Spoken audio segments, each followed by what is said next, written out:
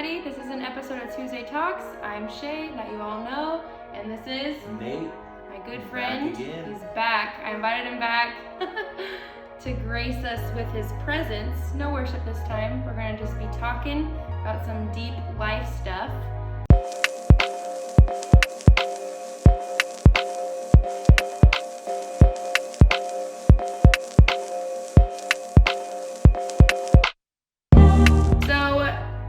Nate do a lot of the talking because this is a good guy here and he has a lot of good things to say. So Nate, just from your heart, here we are, quarantine. Who knows? Almost halfway done with the year. Yes. Fingers crossed. Yes. We can make it through the whole year. I feel that. So here it is. We just got over coronavirus, or maybe not. Who knows? Who knows what's happening with that? I don't really know.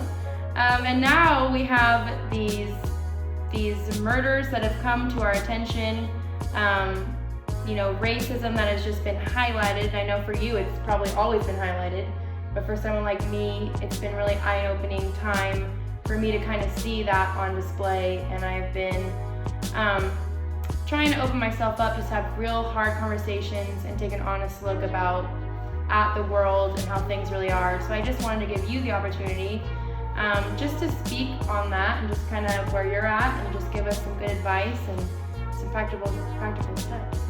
For sure. And one thing, to start all of this, I by no means would classify myself as an expert at any of these things. I'm just a regular guy who's had regular life experiences for someone my age, and I've had a very good life. I've lived in Tracy my whole life. I didn't grow up in the deep South. I didn't grow up as a slave. I didn't have, so I'm prefacing everything that I say with that. The biggest thing that I'm really proud of right now, and with whether it's our church or other churches like our church, is that we are all seeming to come together towards the same goal. Yeah. I think for a long time, George Floyd obviously is a tragedy, and regardless of what kind of a human he was, him losing his life is never a good thing. Anyone ever losing their life, whether they're a person of color, a white person, a cop, a legal immigrant, a citizen, whatever thing you want to classify them as, above all else, we're God's children. Yeah. So I think that what is interesting about this time and this happening is that we're in such a slow-moving world right now, where everyone is bored. Everyone's at home and everyone's looking at the same stuff. So to see something as tragic as George Floyd's murder happen has actually brought it to attention of not just black churches, but all churches. Not just black communities, but all communities. Yeah. And it's really keeping our focus on what the issue is. Hearing your dad acknowledge, the Ahmaud Arbery and Breonna Taylor and George Floyd's, and saying their names in a service, that's something that personally means a lot to me.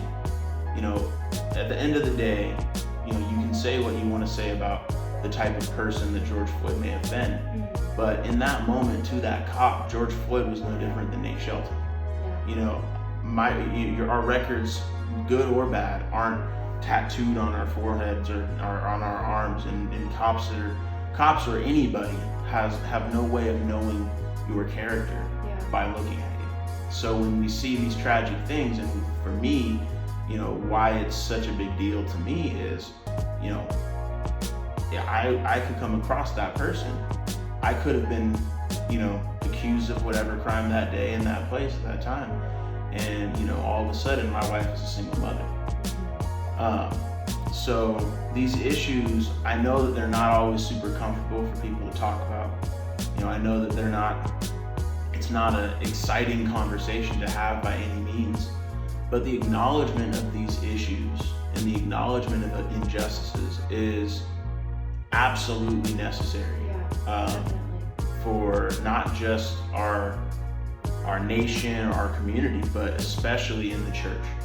You know, it's not the church's job to judge people. It's not the church's job to come down on people, but it is the church's job to highlight wrongs. Yeah. And it is the church's job to pray for issues. And I think up until a couple weeks ago, if you at least had asked me, I think a lot of churches did not acknowledge that racism is an issue. Yeah. And if the churches won't acknowledge that racism is an issue, that means that churches aren't praying for it.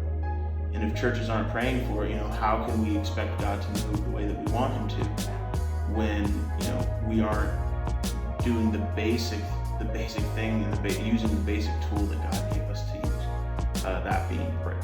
So, you know, I definitely, it makes me really happy to see, you know, my home church that I grew up in, you know, acknowledging these issues, to see people, you know, like yourself or, you know, different people like Pastor Doug or whomever at our church, you know, taking a stand and saying how they feel about these things and explaining why they think they're wrong. And my biggest thing I would say is, you know, be there for the next one. And hopefully there isn't a next one. You know, that would be the goal. That's what we would want to have happen. But, you know, this one is very easy, I think, to be there for, because like I said, nothing else is going on, right? There's no NBA Finals game happening right now. There's no MLB Tuesday night game happening tonight. There's no anything going on. Yeah, nothing. It's just, you know, not even Disneyland. There's no Disneyland to go to. There's nothing. You know, you can hardly even go to the store half the time.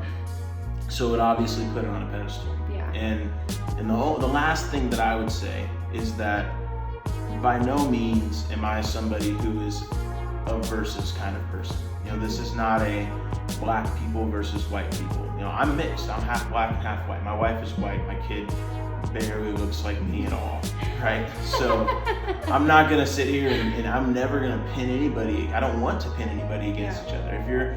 If you cannot listen to this issue or cannot listen to people talk about racism without making it a me versus them or an us against them mentality, then you are not helping the problem.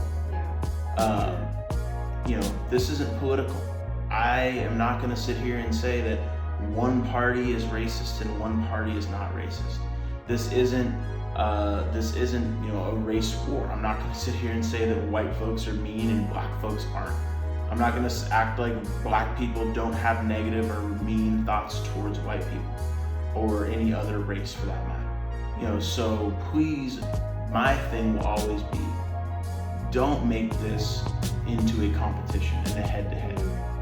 And, you know, the sign you might see a lot right now is this isn't a white versus black issue. It's everybody against racists. Yeah. It's everybody against racism. Yeah. So if you can't have a conversation right now without going down that route, my advice to you would be, maybe right now is not your time to have those conversations. Maybe you need to be a little more mature in your thought process as far as you know, morality and morals versus politics. You know, if you can't separate a moral conversation from a political conversation, then maybe you need to pump the brakes on what kind of conversations you're having. And that's not just for, you know, obviously I think mostly youth are watching this, but that's not just for youth. You know, that's for any age that you need to be. Yeah.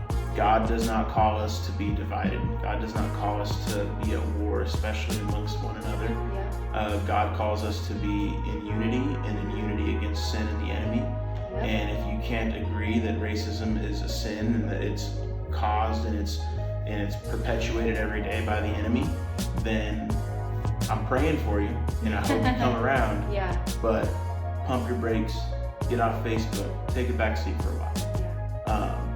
Open your Bible. Open your Bible. That's a big one.